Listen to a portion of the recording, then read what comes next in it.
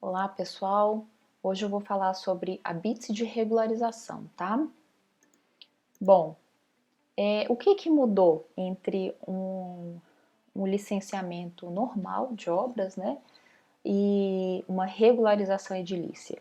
Bom, nós temos aqui, dentro do licenciamento de obra, três fases, né? Habilitação, licença de obra e conclusão de obra. Na regularização edilícia, o que nós temos? A fase de habilitação, tá? Gerando um atestado de habilitação de regularização e depois o processo sendo encaminhado direto para a carta de habite-se. Por quê? Porque não tem sentido a CAP emitir uma licença de obra, ou seja, um alvará de obra, para uma edificação no processo de regularização, ou seja, que já está construída. Pois bem, para a regularização edilícia, nós temos 3 artigos no Código que tratam sobre isso, tá? São os artigos 151, 152 e 153. Eles estão na lei do Código, tá? Lembrando que essa regularização, ela é para edificações já construídas, tá? Não pode ser usado para obras que ainda vão ser feitas. Para essas outras obras, a gente tem outros procedimentos. Bom, existe uma condição geral para a regularização edilícia acontecer, que é a entrega da escritura pública, que é um documento de propriedade, né, do lote, reconhecido pelo poder público. Segundo, o parcelamento do solo, registrado em cartório. E terceiro, a declaração que a edificação não está localizada em área com restrição ambiental e que não ocupa área pública. Bom, agora vamos ver a situação que trata cada um desses artigos aqui. O artigo 151, ele trata de regularização de edificação ou parte dessa, tá? Situada em área regular do DF, dotada de normativos e regramentos próprios anteriores à execução da obra. Então, que situação é essa que o artigo 151 traz? Ele fala que já existia um normativo, depois a obra sem licenciamento foi construída, depois teve a publicação do código, né? E agora existe a possibilidade da regularização. Como eu tinha falado, primeira coisa, um documento de propriedade do lote. Segundo, memorial descritivo de projeto, independente do uso e atividade. Tá? Isso aqui mas se for uma casa, uma habitação unifamiliar, continua precisando de memorial descritivo, tá? Terceiro, laudo topográfico, que pode ser emitido por um profissional habilitado, conforme essa portaria aqui. Documento de responsabilidade técnica de projeto e de obra, o anteprojeto, anuências e consultas, o que for pertinente, logicamente, né, ao projeto. Lembrando que sempre precisa da anuência do Comaer. O comprovante de pagamento de taxas e o anteprojeto em formato digital. Mas se a edificação estiver fora das normas, eu preciso me adequar, ou seja, adequar a minha edificação às normas. Por quê? Porque nessa situação aqui do artigo 151, já existia normativo quando a edificação foi construída, ou seja, o interessado já poderia ter olhado essas normas para fazer a edificação. Então, ele tem que se adequar às normas para habilitação, tá? Se a edificação construída estiver fora das normas, como que eu faço? Eu vou solicitar um alvará de obra de regularização. Esse alvará ele tem validade de 1 ano e ele vai servir para a edificação ser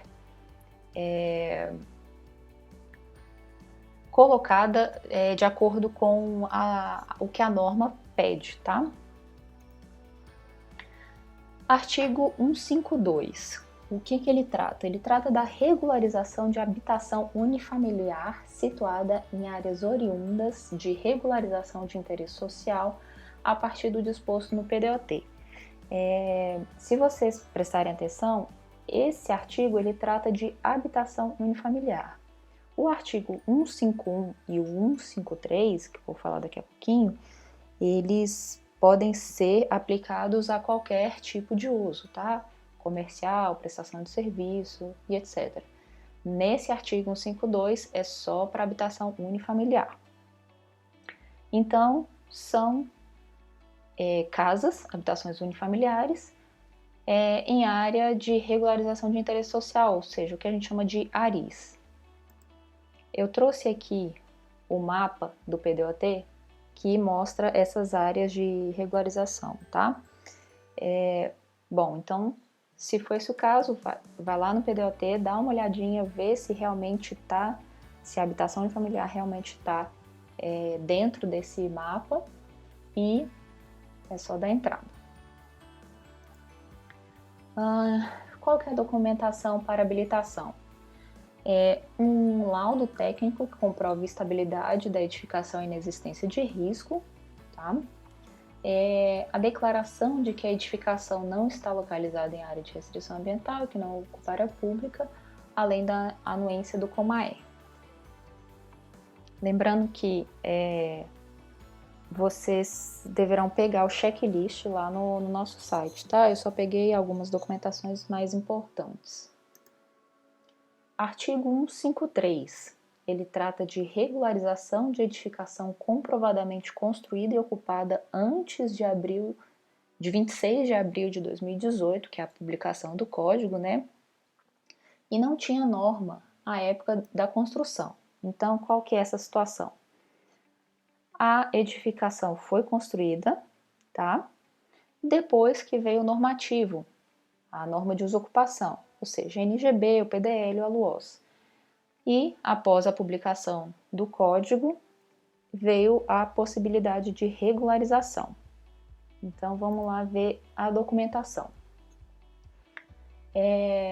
Documento que comprova a propriedade do imóvel, né? Um comprovante de uso e ocupação do imóvel. Não existe uma documentação fixa, né? Algo definido pelo decreto. Pode ser um relatório fotográfico ou similar, mas que ateste que houve a conclusão e a ocupação antes da publicação do código. Então, além disso, o projeto arquitetônico, com o documento de responsabilidade técnica pelo projeto, um laudo técnico que confirme a segurança e estabilidade da edificação, acompanhado do respectivo documento de responsabilidade técnica, tá? Esse laudo, ele tem que ser apresentado na Defesa Civil e ele não possui um modelo. A gente precisa também de um laudo técnico que ateste a conformidade da edificação com as condições de segurança e proteção contra incêndio e pânico, acompanhado do documento de responsabilidade técnica, e esse laudo tem que ser apresentado lá no Corpo de Bombeiro e também não possui modelo, tá? Além disso, a gente precisa da declaração de que a edificação não está localizada em área de restrição ambiental e que não ocupa área pública. Como eu falei anteriormente, o laudo ele não possui um modelo, mas no decreto tem os itens que precisam ser abordados nesse laudo. Esse laudo, ele não precisa, se for o caso de habitação unifamiliar, ele não precisa ser entregue. Então, entregue, que eu digo na Defesa Civil, nem no Corpo de Bombeiro, em casos de habitação unifamiliar, tá? É isso que está falando aqui.